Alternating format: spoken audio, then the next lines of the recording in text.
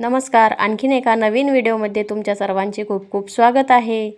तर इथे आहे आमची बासोड्याची पूजा. तर इथे आम्ही पूजा करत आहोत आणि ही पूजा लिंबाच्या झाडाखाली एका पाटावर आम्ही मांडलेली आहे आणि ही पूजा लिंबाच्या झाडाखाली मांडावी लागते. तिथंच तिची मान्यता असते. तर आम्ही ही पूजा तिथे करून घेतलेली आहे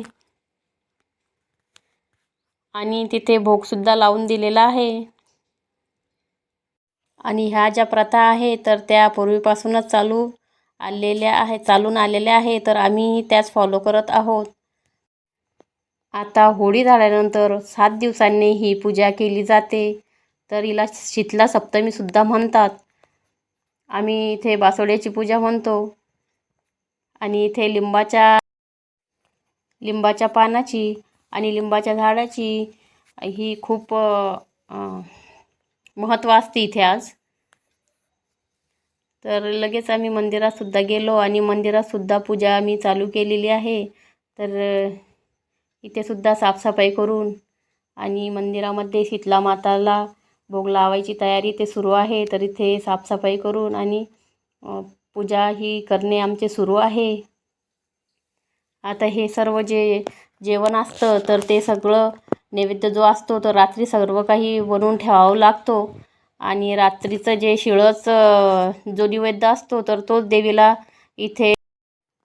आणायचा असतो. कारण ही शीतला माता आहे. तर शीतला माताला सर्व काही असं थंडच लागत असतं. तर इथे रात्रीचं जे बनवलेलं असतं आपलं भोगचं सर्व काही आणि याच्यात मुख्य म्हणजे भात आणि दही, त्यानंतर चणे आणि पुरी याचा विशेष हा भोग असतो. तर तो सुद्धा इथे देवीला अर्पण केला जातो. तर तो सगळ्यांच्या याचा असतोच. आता इथे बघा लिंबाच्या पानाची इथेसुद्धा देवीला इथं लिंबाचे पानसुद्धा वाहत आहोत आणि हे ताव असतं तर हे तावसुद्धा आम्ही इथे वाहून घेतलेलं आहे. त्यानंतर इथे लगेच आम्ही थोडंसं काजळ बनवून घेतलं. कारण देवीला काजळसुद्धा लागतं. तर थोडंसं काजळ आणि त्यामध्ये तूप आणि काजळ आणि देवीला ते दिलेलं आहे आणि ते काजळ आपल्या डोळ्यात लावावं लागतं. त्यानंतर असे पिवळ्या हळदीचे छापे असे मारून घ्यावे लागतात आणि त्यानंतर लगेच इकडे बाहेर आल्यानंतर इथे याला आम्ही शेतपेरणी असं म्हणतो. तर इथेसुद्धा ही परंपरा आहे की इथे शेतासारखं असं बनवलं जातं आणि ते शेत पेरावं लागतं आणि ते शेत पेरून झाल्यानंतर त्याचीसुद्धा पूजा करावी लागते. तर आम्ही तीच करून घेत आहे आणि यामध्ये पाणी शिंपडून आणि थोडंसं जे आपल्याजवळ जे दाणे वगैरे असतात तर ते इथे टाकावं लागतात आणि याची पूजा करावी लागते हळदी कुंकू वाहून.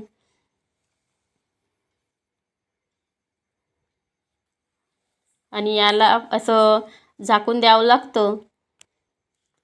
त्यानंतर लगेचच जिथे 3 रस्ते असतात तिथे ही पूजा केली जाते. तर तिथली ही पूजा आहे. तर आम्ही ही तिथे पूजा करून घेत आहेत. आता तुम्हाला दिसत असतील ते 3 रस्ते दाखवण्याचा प्रयत्न केलेला आहे आणि त्यानंतर घरी आल्यानंतर जिथे आपण होळीची पूजा करतो तर तिथेसुद्धा आम्ही नैवेद्य हा ठेवलेला आहे. तर होळीचीसुद्धा आम्ही इथे 7 दिवसानंतर पूजा करतो आणि ही होती आमची बासोड्याची पूजा. तर भेटूया पुढच्या व्हिडिओमध्ये.